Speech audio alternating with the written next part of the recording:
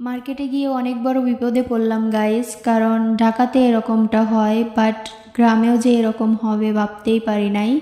যাই হোক, আসসালামু আলাইকুম, কেমন আছেন সবাই? আজকেও একটা নতুন ব্লগ নিয়ে চলে আসলাম গাইস।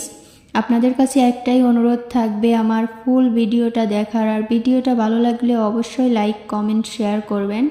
এখন কিন্তু রোজার ঈদ, কোরবানির ঈদ বলে কোনো কথা নেই, কারণ আগে হচ্ছে আমরা অনেক আশা নিয়ে থাকতাম কবে রোজার ঈদ আসবে, রোজার ঈদের জন্য। আর ঈদ ঈদ একটা ভাব অন্যরকম ছিল।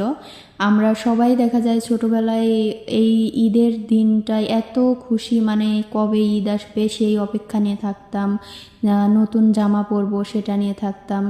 তো এখন দেখা যায় কোরবানির ঈদ, রোজার ঈদ কোনো ব্যাপারই না, আর এটা মনেও হয় না। সবাই মার্কেট কোরবানির ঈদেও করে, রোজার ঈদেও করে। যাই হোক, দেখেন রাস্তার অবস্থা গাইস, পাবনা টু ঢাকা এই রাস্তার অবস্থা এতটাই বাজে বলার বাইরে, এত পরিমাণ জ্যাম। আমরা ওই রাস্তা আসলাম কিন্তু ভালোভাবেই আসছি, কোনো প্রকার কোনো গাড়ি নেই। বাট এইখানে আসার পরে গাইস, গাড়ি থেকে নেমে হেঁটে অনেক দূর, মানে অনেক দূর পর্যন্ত হাঁটতে হয়েছে। আর এতটা জ্যাম হবে, মানে এতটা রাস্তার অবস্থা এত খারাপ হবে ভাবতেও পারি নাই। অনেক হাঁটা লাগছে গাইস, একদম পায়ে ফোসকা ফোসকা পড়ে গেছে।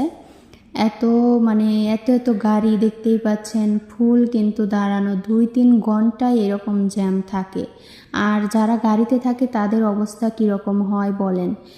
আর এই জ্যামটা লাগার কারণই হচ্ছে রাস্তা সারছে, এর কারণে এত জ্যাম। ভাগ্য খারাপ, এই রাস্তায় আমাদের আসাটাই উচিত হয় নাই। আমাদেরকে আগেই বলছিল যে এই রাস্তায় মানে আমাদের ভিতর দিয়েও একটা রাস্তা আছে, ওইখান দিয়ে যাওয়ার কথা বলে দিয়েছিল। যাবান গাড়ি পাইলাম, তার উপরে আবার বৃষ্টি, এত পরিমাণ বৃষ্টি চলে এসেছে গাইস।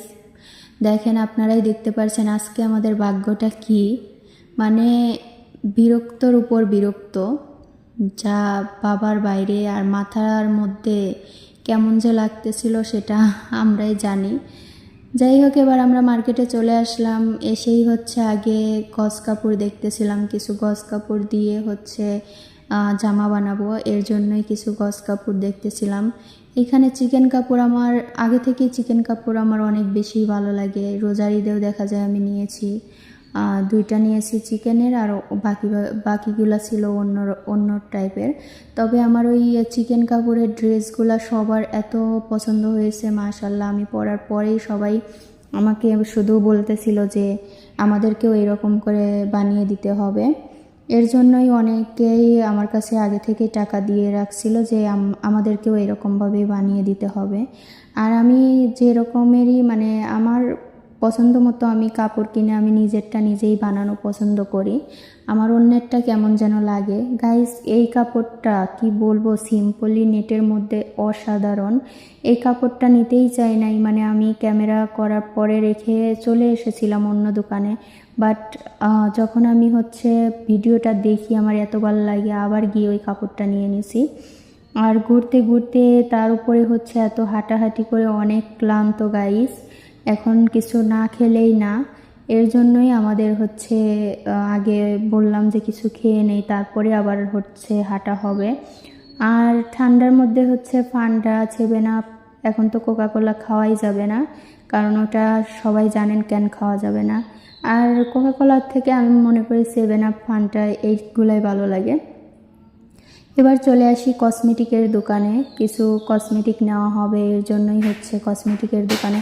সিম্পলের মধ্যে এই পায়েলগুলো কিন্তু গাইস অনেক সুন্দর। সিম্পল দেখা যায় সবাই সিম্পল অনেকেই পছন্দ করে, যেমন আমার পছন্দ। আমি সিম্পলই অনেক মানে থাকতে অনেক পছন্দ করি।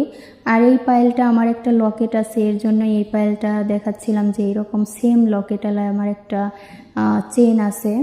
তবে গাইস এই পায়েলটা কিন্তু সিম্পলি অনেক সুন্দর, এবং এগুলোর প্রাইসও সেই রকমেরই ভালোই, মোটামুটি ভালোই আছে প্রাইস। তো এখন চলে আসি লেসের দোকানে। বললামই যে গজ কাপড় দিয়ে হচ্ছে জামা বানানো হবে, সেই রকম ম্যাচিং করে করে একটু হচ্ছে ডিজাইন করে ড্রেস বানানো হবে।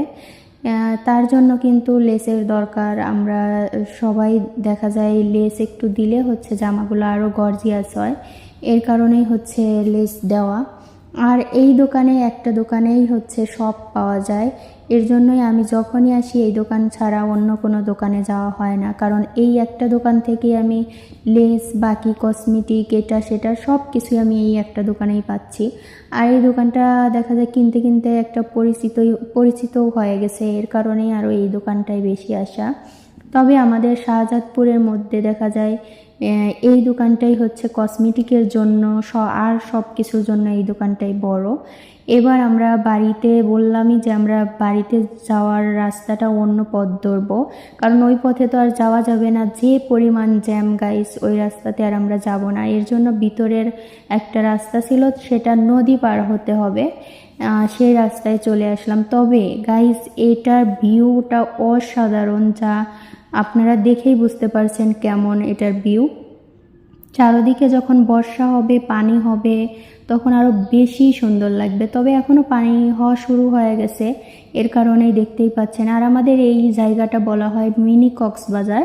তবে এখানে শুধু ছেলেরা না, মেয়েরাও কিন্তু চলে আসে গাইস। আমরা অনেক মেয়েদেরও দেখতেছিলাম যে তারাও হচ্ছে ছেলেদের সাথে নদীতে মানে এরকমভাবে যে গোসল করে। তবে আমাদের আশা জীবনেও হবে না, উপর থেকেই দেখা হবে। বাট এইখানে নামা সেটা মানে যদি নামতে চাই সেটা আমাদের ক্ষেত্রে অনেক বড় ভুল, কারণ আমাদের এখানে নামতে কেউ দিবেও না। আমার ভাইয়েরা আছে, আর অন্য হচ্ছে লোকেরা আছে, এইখানে তো নামা দূরে থাক। তবে এই মেয়েদের সাহস আছে বলতে হবে।